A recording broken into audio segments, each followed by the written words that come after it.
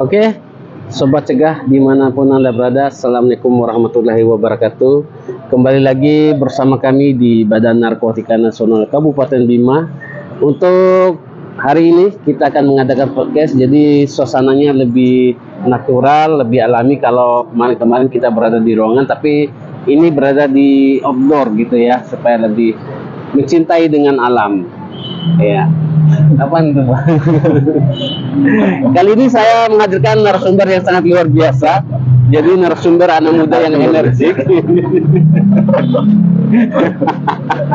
Ini lanjut apa enggak? Atau kita nonton aja dulu. Oke, jadi narasumber kita hari ini seseorang yang sangat luar biasa. Nah, beliau ini bergabung dengan BNK Bima sejak 2019 ya. Di bawah lagi Bang? 2016. Iya, pas. Jadi kurang lebih 2016 beliau bergabung, dan silakan diperkenalkan diri dulu. Nomor patah Bang. Nah, tipu patana ya. Halo, selamat sore. Nama saya Arif Munandar. Saya di sini bekerja di BNK Bima sebagai penyuluh narkoba. Ya, jadi berarti paling senior ya di Tidak senior, lebih tepatnya ya lebih lama. Lebih lama ya. Oke, jadi kita masih di segmen Biskota FM Bincang Santai Narkotika hari ini. Jadi dengan tema kita, jangan biarkan kopimu berlarut tanpa makna. Jadi teman-teman, sobat cegah yang sedang ngopi, yang sedang menyaksikan siaran kami, nanti bisa langsung ikutan di jalur shortcast kami untuk bertanya mungkin atau menyampaikan unek-unek. Oke, Bang Arif Munandar, saya lebih manggilnya apa nih? Mun atau siapa? Jangan Mun. Oke, Bang Arif. Jadi kita mulai nih ya. Jadi narkoba memang sudah merajalela ya, sudah masuk ke pelosok-pelosok desa. Jadi untuk Bang Arif nih yang sering turun nyuluh ke desa, ke kecamatan, kota, kabupaten. Jadi gimana nih keresahan Bang Arif sendiri atau masyarakat tentang narkoba di wilayah Badan Narkotika Nasional Kabupaten Bima? Terus? Ya itu. Ya, perkembangannya tuh gimana? Apakah menurun atau semakin banyak peredaran di tiap-tiap desa atau di kecamatan atau kelurahan? Kalau menurut ini Mas Arif atau Bang Arif? Ini ada nama saya nih. Oh, Bang Diki. Ya, nah, kalau menurut Bang Diki sendiri, kira-kira nih menurut Bang Diki nih, resah atau gimana Bang? Ayam lewat nih. Sambil lewat. Iya, jadi kalau pribadi saya tuh tetap resah lah. Iya, benar. Jadi memang sih sebenarnya narkoba itu kan bisa dikatakan memang sangat darurat. Darurat. Jadi kalau saya boleh ilustrasikan secara sederhana nih ya, narkoba itu kan bisa maaf gini maksudnya, kalau di rumah sakit, nah apalagi di ruang IGD ataupun UGD itu kan ada istilah gawat dan ada istilah darurat. Oke. Kan pernah masuk rumah sakit? Rumah sakit jiwa belum? Bukan. Oh iya. Rumah sakit cinta. Oh, rumah sakit cinta. Oh iya, paling indah. Ada gawat dan ada darurat. Oke. Kalau abang nih, Bang Dikir ya. Misalnya abang ini kan masuk di ruangan UGD dengan keluhan sakit kepala misalnya, kemudian nyeri perut sebelah kanan. Itu kan otomatis itu tim medis ataupun perawat dan dokter di saat itu tentu bertanya, Bang, apa yang dirasakan? Oh ya, nyeri ulu hati. Nah, tentu kan dokter ataupun tim medis di situ pasti akan langsung mulai lah ngetompo dari PPDR. Iya, lanjut. Artinya kan langsung tidak langsung menangani secara cepat dan tepat, ya, karena tidak mengancam nyawa. Nah, tapi bukan berarti tidak menangani secara serius, tapi nanti. Tapi kalau abang masuk di UGD, diantar menggunakan pick up, ambulan, ya, dengan keadaan misalnya pendarahan hebat, napas naik turun, otomatis itu kan itu perlu ditangani secara cepat dan tepat, ya, karena dia mengancam nyawa. Nah, sama halnya dengan narkoba, Bang, karena sebenarnya narkoba ini kan sudah mengancam nyawa lebih-lebih ke generasi kita. Kalau kita melihat perkembangan narkoba di dunia, Bang, di dunia ini sudah tersebar lebih kurang 1.200 jenis. 1.200 jenis. 1.200 jenis narkotika yang tersebar di seluruh dunia, Bang. Oke. Nah, yang jadi pertanyaannya, berapakah yang tersebar di Indonesia? Kira-kira menurut Abang berapa nih dari 1.200? Tersebar di Indonesia ini kira-kira berapa menurut Abang? Kira-kira 2 atau 3 lah. 2 atau 3? 20, 30? Enggak, 2 jenis atau 3 jenis, kayak sabu-sabu, ganja, kayak gitu-gitu aja. Oh, berarti Abang ini nggak pernah buka internet. Oh iya, jadi berapa tuh? Dari 1.200 jenis narkotika yang tersebar di dunia, Bang. Di yang Indonesia ini sudah tersebar 93 jenis. Oke, 93 jenis narkotika. Oke. Namun dari 93 jenis itu yang sudah diundang-undangkan itu 90 jenis narkotika. Oke. Nah, lanjut. Kemudian kan kalau kita lihat prevalensi pengguna narkotika di seluruh Indonesia ini kan lebih kurang sudah 4 juta, Bang. Oke, 4 juta jiwa. 4 juta jiwa yang sudah terpapar menggunakan narkotika, dan itu yang terdata. Oke. Itu yang sudah terdata.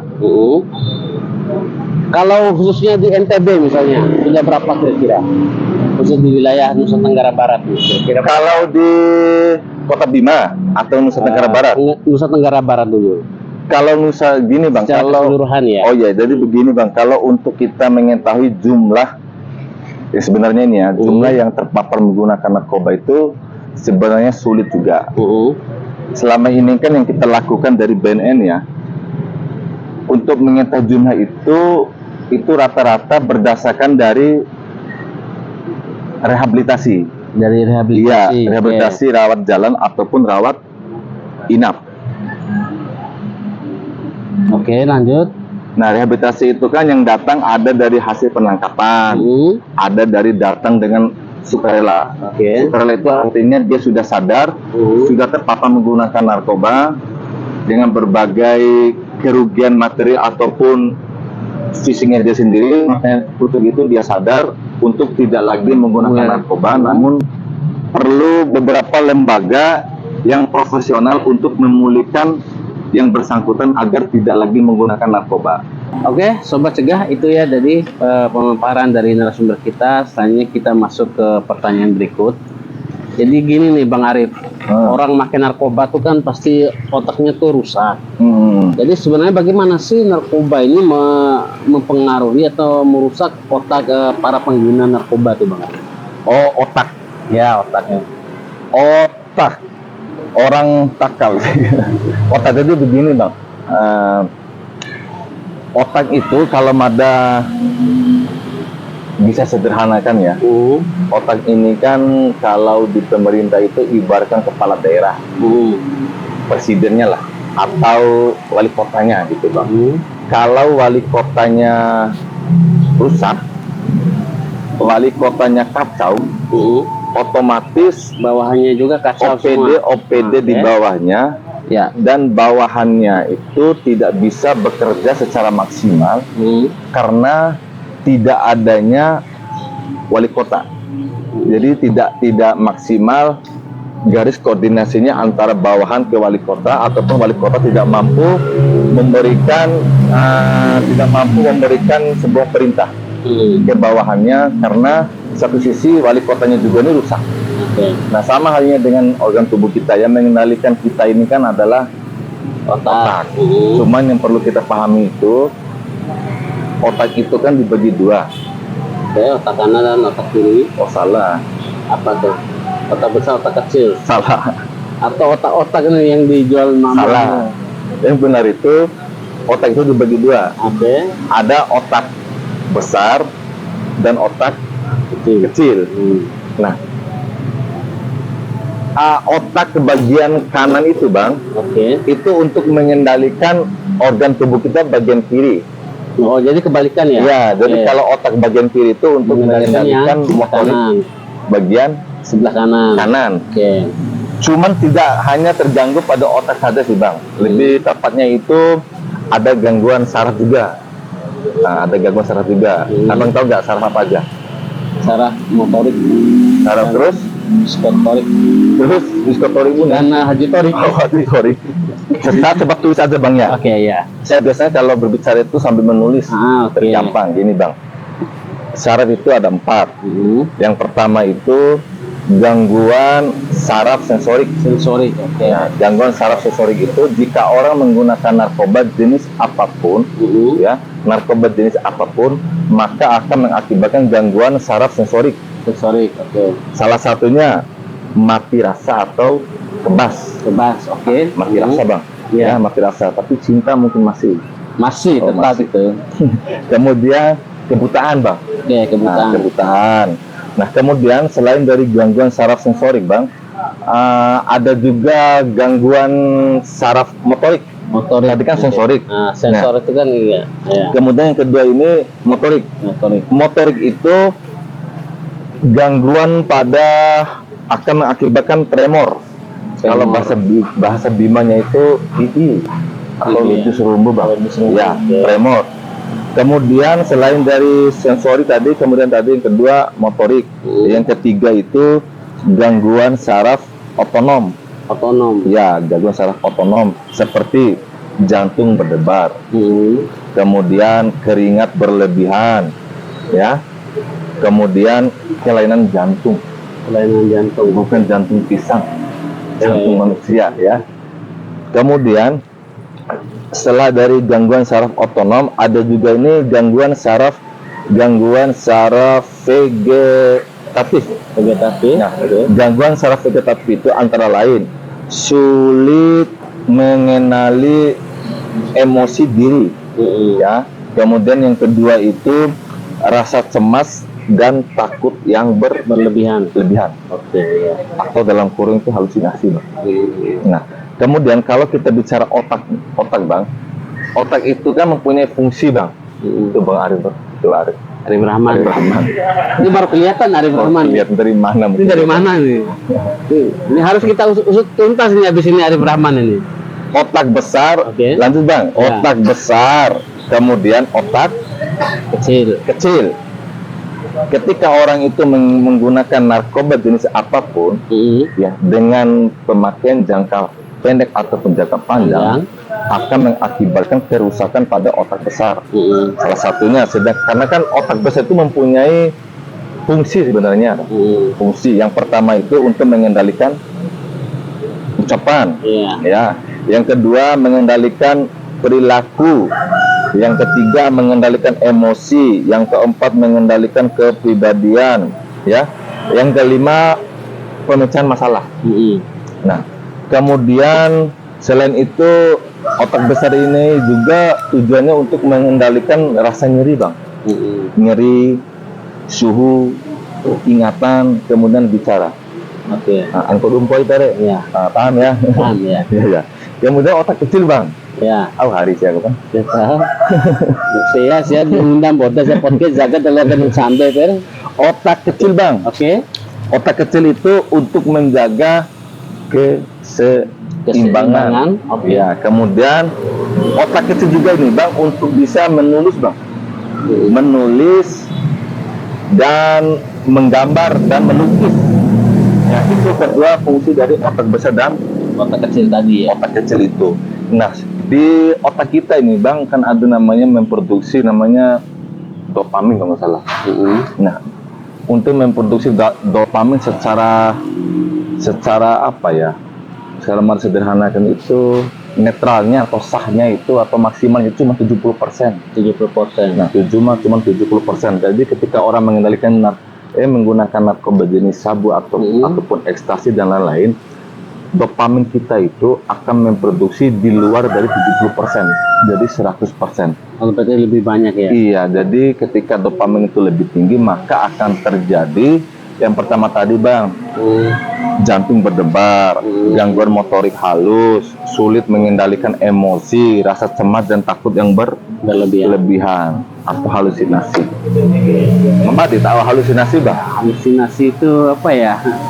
Halu. Jadi kita berpikir gimana ya? Saya halusinasi. Halusinasi kayak Arif Rahman itu. Iya, halusinasi ya kan. Nah, gini bang, halusinasi itu sebenarnya halusinasi itu berbeda-beda bang, tergantung dari Pengguna. mood. Ngapain lu? Awalnya hubungannya anu gini. Tekan mengadu mah podcast ka mana?